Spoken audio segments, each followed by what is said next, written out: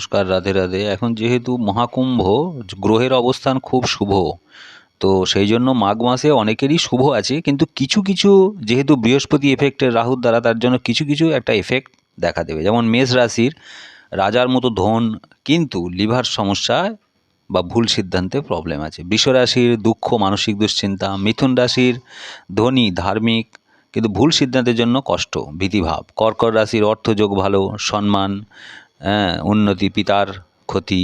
সিংহ রাশি স্বাধীন চেতা, প্রভূত উন্নতি, লিভার ব্যাধি।